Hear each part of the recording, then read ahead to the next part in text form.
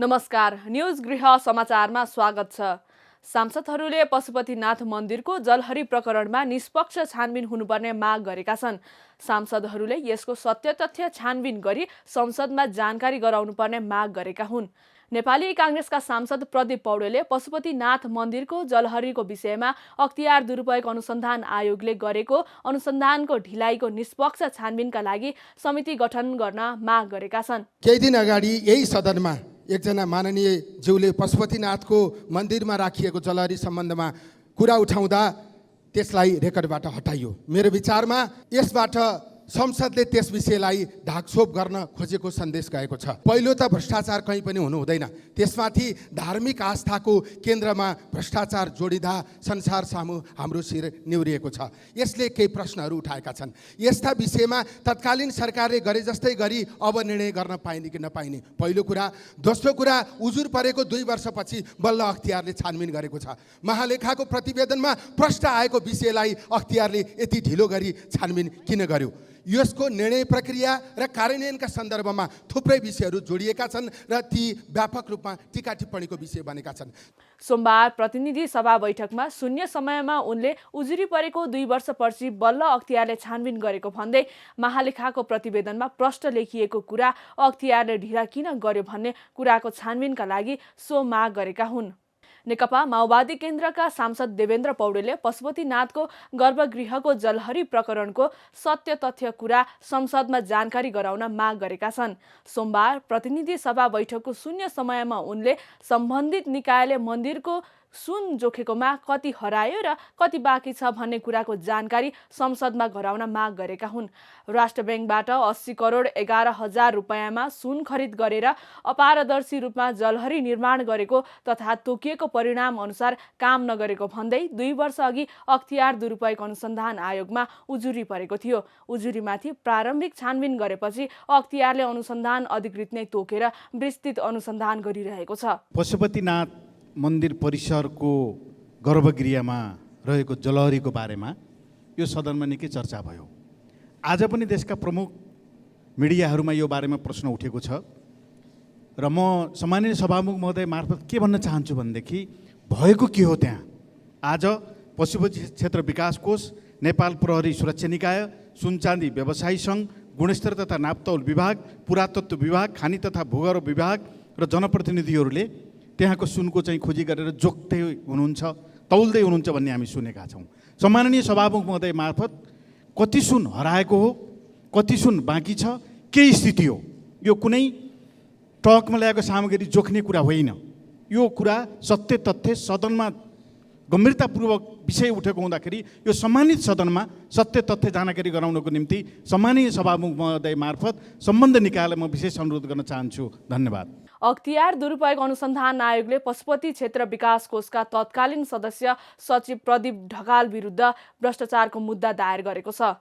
गैर कानुनी सम्पत्ति आर्जन गरेको भन्दै आयोगले सोमबार विशेष अदालतमा उनी विरुद्ध भ्रष्टाचार मुद्दा दायर गरेको हो। सदस्य सचिव रहँदा उनले 1,44,11,781 रुपियाँ गैर कानुनी रूपमा आर्जन गरेको आरोप छ। प्रधानमन्त्री पुष्पकमल दाहाल प्रचण्डले आगामी 5 वर्षसम्म यही गठबन्धन रहने दावी गरेका छन्। धादिङको गजुरीमा आदर्श बहुमुखी क्याम्पसको सोमबार भवन समुद्घाटनका क्रममा प्रधानमन्त्री प्रचण्डले मिडियामा अहिलेको सरकारको आयु कति हो भनेर चर्चा चलिरहेको बताउँदै यही गठबन्धनको नेतृत्वमा देश विकासको युगतर्फ जाने बताएका हुन्। प्रधानमन्त्री प्रचण्डले 18औं शताब्दीमा कार्ल मार्क्सले समाजवाद र साम्यवादको परिकल्पना गरिरहँदा दुनियाँले के भन्छ नसोची तिमी आफू आफ्नो उद्देश्यमा अगाडि बढ भनेको स्मरण गर्दै दुनियाँले के भन्छ त्यतातिर भन्दा पनि आफ्नो ध्यान राम्रो गर्दै जानेतर्फ रहेको स्पष्ट पारेका छन्। काठमाडौँ जिल्ला अदालतका न्यायाधीश डाक्टर श्रीकृष्ण भट्टराईले पदबाट राजीनामा दिएका छन्। आफैले कानुनी र नैतिक रूपमा प्रश्न उठाएको व्यक्ति प्रधान न्यायाधीश भएको भन्दै भट्टराईले सोमबार राजीनामा दिएका हुन्। त्यो रहँदा मैले अहिलेको जुन सम्माननीय प्रधान न्यायाधीशजी हुनुहुन्छ उहाँको प्रधान न्यायाधीश बन्नुभन्दा अगाडि संसदीय सुनाइ समक्ष पनि मैले त्यही कुरा भनेर मैले उजुरी गरेँ उहाँ यो पदको लागि योग्य हुनुहुन्न, उहाँको जुन एन्ट्रीदेखि लिएर उहाँको नियुक्तिमा वैधानिकताका कुरादेखि लिएर। त्यसपछि संसदीय सुनवाई समितिमा पनि सुनवाई समितिले पनि विवेक प्रयोग गर्ला भन्ने लागेको थियो, तर समिति आफै एउटा त चाहिँ संसदको संयुक्त कार्य सञ्चालन नियमावली 2080 राजपत्रमा पब्लिस नहुँदै उहाँहरूको समिति फर्मेसन भएर प्रक्रिया थाल्नुभयो, यति हतारमा थाल्नुभयो र त्यो उहाँहरूले त्यो राजपत्रमा पब्लिस नभइसकेपछि त्यो अवैध रह्यो, त्यो कानुनी भएन। अनि एउटा समिति पनि अवैध रह्यो, प्रधान न्यायाधीशको नियुक्ति पनि अवैध रह्यो, अवकाश पाइसकेको मान्छेलाई नियुक्ति गरियो। गरिसकेपछि यो इस्यु मैले एउटा प्रधान न्यायाधीशको चाहिँ योग्यताको हकमा उठाइसकेपछि आफूले अयोग्य भनेर भनेको मान्छे नै प्रधान न्यायाधीशको पदमा नियुक्ति भएपछि उहाँको माताहतमा बसेर काम गर्न मलाई एकदम असहज भयो। आगामी दिनमा पनि न्यायपालिकाको सुधार र सुदृढीकरणका लागि आफू सक्रिय रहने उनको भनाइ छ। उपप्रधान एवं गृहमन्त्री नारायण काजी श्रेष्ठले लागु औषध नियन्त्रण सम्बन्धी राष्ट्रिय नीति तथा रणनीति र कानुनले अंगीकार गरेका कार्यक्रमको सफल कार्यान्वयन गर्न सबै पक्षबाट इमानदार प्रयासको आवश्यकता रहेको बताएका छन्। सोमबार लागु औषध दुरुपयोग तथा अवैध ओसार पोसार विरुद्धको अन्तर्राष्ट्रिय दिवसमा आयोजित कार्यक्रममा मन्त्री श्रेष्ठले लागु औषधको प्रयोग नेपालमा पनि समस्याको रूपमा देखा पर्दै आएकोमा चिन्ता व्यक्त गरेका छन्। विश्वव्यापी रूपमा गम्भीर समस्याको रूपमा रहिआएको लागु औषधको प्रयोग नेपालमा पनि समस्याको रूपमा देखा पर्दै आएको छ। गाँजा, चरेस, अफिम, हिरोइन जस्ता निषेधित पदार्थ र कोडिन, बुप्रेनर्फिन, डाइजिपाम लगायत तोकिएका नियन्त्रित पदार्थ लागु औषधका रूपमा प्रयोग गर्ने गरिएको छ। विभिन्न तथ्याङ्कहरूबाट लागु औषधको प्रयोगकर्ता बढ्नु, अपराधको दर बढ्दै जानु, लागु औषधको अवैध कारोबार बढ्नु चिन्ताजनक स्थिति रहेको छ। लागु औषध दुरुपयोग विरुद्धको ऐक्यबद्धता व्यक्ति, समाज र राष्ट्रको प्रतिबद्धता भन्ने नाराका साथ यस वर्षको लागु औषध दुरुपयोग तथा अवैध ओसार पोसार विरुद्धको अन्तर्राष्ट्रिय दिवस मनाइएको हो। उपप्रधान एवं रक्षा मन्त्री पूर्णबहादुर खड्काले नेपाली सेनाको संख्या कटौती गर्न उपयुक्त नहुने बताएका छन्। सोमबार प्रतिनिधि सभा बैठकमा रक्षा मन्त्रालयको विनियोजन शीर्षकमाथि सांसदहरूले उठाएको प्रश्नहरूको जवाफमा मन्त्री खड्काले बहुप्रकृतिको जिम्मेवारीलाई हेर्दा नेपाली सेनाको संख्या कायमै राखेर अघि बढ्न सान्दर्भिक हुने बताएका हुन्। यसका साथै मन्त्री खड्काले बजेट अभावका कारण नेपाली सेनाले जिम्मेवारी लिएको सडक निर्माणको काम समयमै सम्पन्न हुन नसकेको जानकारी समेत दिए। नेपाली सेनालाई मुलुकको आवश्यकता अनुसार सक्षम, सबल र सुदृढ गर्दै लिएर जानुपर्ने हाम्रो आवश्यकता हो भन्ने लाग्दछ। हाम्रो संविधानको व्यवस्था अनुसार संविधानको धारा 267 को उपधारा 1 मा विशेष व्यवस्था गरिएको छ। नेपालको स्वतन्त्रता, सार्वभौमसत्ता, भौगोलिक अखण्डता, स्वाधीनता, राष्ट्रिय एकताको रक्षाको लागि संविधानप्रति प्रतिबद्ध एक नेपाली सेनाको सङ्गठन रहने हाम्रो संवैधानिक प्रावधान र व्यवस्था समेत रहेको बेहोरा मान्य सदस्यहरूलाई अवगत नै छ। संघीय मामिला तथा सामान्य प्रशासन मन्त्री अमनलाल मोदीले संघीय निजामती सेवा ऐनको मस्यौदा छिट्टै संसदमा पेश गर्ने बताएका छन्। सोमबार प्रतिनिधि सभा बैठकमा मन्त्री मोदीले सरकारमा सत्तारूढ दलहरू फेरबदल भएका कारण सो ऐनको मस्यौदा संसदमा पेश गर्ने काममा ढिलाइ हुन गएको स्पष्टीकरण समेत दिएका छन्। संस्कृति, पर्यटन तथा नागरिक उड्डयन मन्त्री सुदन किरातीले आर्थिक वर्ष 2080-81 को बजेट असन्तुलित भएको बताएका छन्। सोमबार प्रतिनिधि सभा बैठकमा मन्त्री किरातीले आगामी आर्थिक वर्षको बजेट असन्तुलित हुन गएको बताएका हुन्। विकासको मोडालिटी हामीले नेपालमा सच्याउनै पर्छ। सभामुख महोदय, संघीयताको मर्म र भावना अनुसार योजनाको वर्गीकरण र प्राथमिकरण गर्नै पर्छ। केन्द्र सरकारबाट 1 लाखदेखि 5 लाखसम्म बजेट लगाइदिएपछि विकास कसरी सम्भव छ? सभामुख महोदय, 1 करोड पैसालाई 5-5 लाख गरेर 20वटा योजनामा एउटै बक्सभित्र हाल्नुपर्ने बाध्यता, सङ्घीय सरकारबाट विभागबाट टेन्डर गरेर कार्यान्वयन गर्नुपर्ने हाम्रो कानुन, केन्द्रबाट टेन्डर गरेर ताप्लेजुङमा 5 लाखको काम गर्न जानु र दार्चुलामा 5 लाखको काम गर्न जाँदा त्योभन्दा बढी त जाँदै खर्च हुने भयो सभामुख महोदय। त्यस कारणले विकासको यो मोडालिटीमाथि यो हाउसको म गम्भीर ध्यान आकर्षण गराउन चाहन्छु। स्वास्थ्य तथा जनसङ्ख्या मन्त्री मोहन बहादुर बस्नेतले स्वास्थ्य बिमा कार्यक्रममा देखिएका कमी कमजोरीलाई सुधार गर्दै लैजाने प्रतिबद्धता व्यक्त गरेका छन्। सोमबार प्रतिनिधि सभा बैठकमा स्वास्थ्य तथा जनसङ्ख्या मन्त्रालयको विनियोजन शीर्षकमाथि सांसदहरूले उठाएको प्रश्नको जवाफ दिने क्रममा उक्त प्रष्टीकरण दिएका हुन्। 70 लाख नागरिक चाहिँ यसमा आबद्ध भइसक्नु भएको छ बिमा सुविधामा। 460 निकायहरूले निजी सरकारी र सामुदायिक सबैसँग चाहिँ यो सहकार्य गरेर चाहिँ काम गरेको अवस्था हो र यो बिमा बुझ्ने सम्बन्धमा अनलाइन सेवा पनि सुविधा चाहिँ यसलाई अहिले व्यवस्थापन गरिएको अवस्था हो। यो को पेमेन्टको बारेमा पनि कार्यविधि बन्दै गरिरहेको अवस्था छ। मैले यो बिमाको बारेमा यसमा चाहिँ यो धेरै ठुलो राज्यका लागि यो जनताका लागि धेरै ठुलो यो चाहिँ सेवा हो, तर यसमा चाहिँ व्यावहारिक रूपमा यसलाई व्यवस्थापन गर्दै लाने कुरामा केही कमी कमजोरीहरू भएको कुरालाई सुधार गर्दै यसको चाहिँ उद्देश्यलाई व्यापक रूपमा चाहिँ यो अगाडि सार्ने यो कार्ययोजनाहरू तयार भइरहेको कुरा पनि म यहाँ निवेदन गर्न चाहेँ। प्रतिनिधि सभा सदस्य दीपक गिरीले चट्याङबाट मृतक हुनेको परिवारलाई 10 लाख रुपियाँ क्षतिपूर्ति दिन माग गरेका छन्। सोमबार प्रतिनिधि सभामा सदस्य गिरीले हाल जिल्ला प्रशासन कार्यालय मार्फत 2 लाख रुपियाँ दिने गरिएको भन्दै सो रकम नाम मात्रको भएको बताए। यसैगरी प्रतिनिधि सभा सदस्य रघुजी पन्तले सप्तरीमा बबिता ईश्वर र मनोज रामले कानुनी विवाह गरेको भए पनि केटीको उमेर घटाएर नक्कली जन्मदर्ता बनाई केटालाई थुनिएको भन्दै दोषी उप कारबाही गर्ने माग गरेका छन्।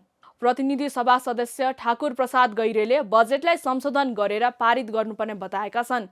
सोमबारको प्रतिनिधि सभा बैठकको शून्य समयमा बोल्दै सदस्य गैरेले बजेट असन्तुलित र अव्यावहारिक रहेको बताएका हुन्। यसैगरी प्रतिनिधि सभा सदस्य तोसीमा कार्कीले लागू पदार्थ दुर्व्यसनीमा परेकालाई राख्ने सुधार गृहलाई स्वास्थ्य मन्त्रालय मातहतमा ल्याउनुपर्ने बताएकी छन्।